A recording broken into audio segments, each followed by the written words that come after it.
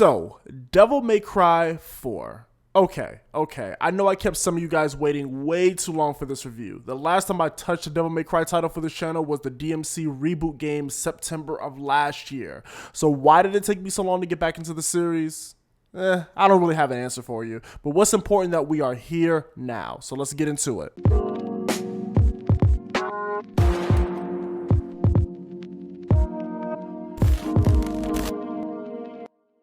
So Devil May Cry 4 was released back in 2008, both for the PS3 and the Xbox 360, making this the first DMC game to be multi-platform. Now of course, nowadays you can play these games on whatever model systems you choose, but back then, Devil May Cry was mostly known as a PlayStation title, so seeing Capcom make the transition to the Microsoft platforms was exciting for many. Now I'm sure this is mostly due to the early success of the Xbox 360 in North America and Europe, but this was not Capcom's first go at the Xbox, with games like Lost Planet and Dead Rising. So yeah, there's that. Devil May Cry 4 was definitely a critical and financial success, but after playing through this game for the first time, I have a few things to say about this title. Not to say the game is bad or anything like that, no, because it's not, but there were some things about this game that I wanted to talk about and bring attention to during this review. But first things first, let's take a look at that story. So right from the start of the game, we're introduced to the game's main character, Nero. Now say what you want about DMC4, this is really a Nero game, and I consider him the main protagonist of this title. In this game, Sparta is a religious figure in the city that Nero is from. The people worship Sparta. Now we're greeted with this beautiful music piece. Dante crashes this church service and pretty much blasts the priest in the face, which I must admit is a super cool, badass scene. I mean, Dante's that guy. So of course, Nero has no idea who this guy is, and we have this pretty cool fight scene. Dante reveals that the priest and all the followers are actually demons, and now the town is being invaded by demons. And guess who's in danger? Nero's love interest, Kyrie.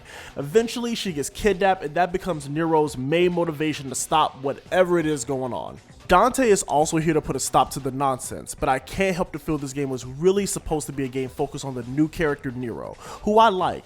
Now some could say he's very similar to a younger Dante, but I like his introduction here and look forward to see how they expand his character arc in DMC5. We also have cameos from Lady and Trish, which I don't know why they're here, but hey, they're here. So gameplay wise, for complete transparency, I am playing the special edition version of DMC4, which features some extra content like being able to play as Virgo, Lady, and Trish. It also features one of my favorite modes ever in DMC, which is the Turbo mode. That's right, 20% gameplay speed increase. Since Bayonetta was really my first introduction to this style of game, playing DMC afterwards can feel a little bit slow, so Turbo mode was the perfect addition for me. I know some people don't care for this mode, but for me, I love it. Nero. Now Nero is who you'll play for the first half of the game. If you're playing the special edition, the game gives you so many red orbs from the beginning that you can essentially max out your character from the very first mission. That way you can explore Nero's entire moveset immediately. Just like Dante, Nero uses a sword called the Red Queen. Also similar to Dante, you use time command attacks to execute different combos. So in that regard, Nero controls very similar, but still feels different enough. Nero also packs a gun for long-range combat called the Blue Rose. I did not find this option as fun as Dante's Ebony and Ivory, but it is needed to defeat certain enemies in the game. Nero also has his demonic arm, which is the highlight of all the moves for me. Nero can use his arm to pull enemies closer to him and also lay down some blows on some of the bosses in the game. I love using it. I love this about Nero. It definitely sets up some very cool combos and make playing Nero a blast. You also use Nero's demon arm as a way to reach certain areas during the platforming sections and also to solve puzzles. Overall, Nero is a fun character and a really great addition to the cast of characters established in Devil May Cry so far. Now the second half of the game, you are controlling Dante, and he pretty much controls the same way he did in Devil May Cry with little to no changes at all. Dante still has his 4 attack styles, and honestly I only ever needed to use Trickster to avoid incoming enemy attacks and Swordmaster when I wanted to inflict some crazy damage. Dante still has his trusty swords and guns as he runs through these stages. As you defeat the bosses, you do get access to new weapons and such, but I didn't really find myself ever needing to switch away from my default weapons. Devil Trigger returns for both characters and is definitely fun to use. Now getting into the missions and stages themselves, you know, this time around you do have more variety than the previous titles. Yes, there is a castle here eventually, but now you have a town-like area, ice area, castle, forest area, and much more. Now as much as I like the variety, one of the main detractors of this game is how they make you run through the same stages twice. Once as Nero and and once again as Dante. Come to find out, this was due to a lack of budget on Capcom's end, so So the bosses. The bosses are one of the selling points of DMC, right? The over-the-top boss fights, and I will say, I like the boss designs here, but when it comes to difficulty, that's where the game kind of falls short for me personally. Again, I love how these fights look and how the bosses animate, but these fights really don't have a ton of substance to them.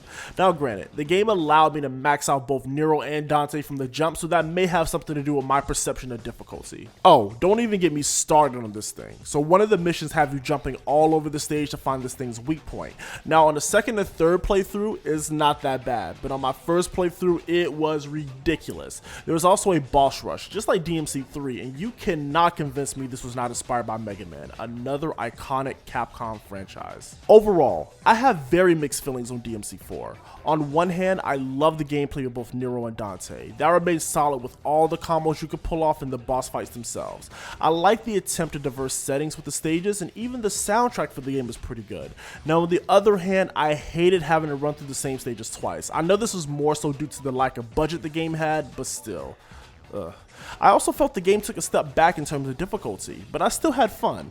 The game did get pretty high praise when it came out, and many people still speak highly of this game to this day. Do I recommend DMC 4? Well, of course, the game is still a fun time despite the shortcomings this game may have. Give it a go. I thank you all for watching, and I'll see you next time.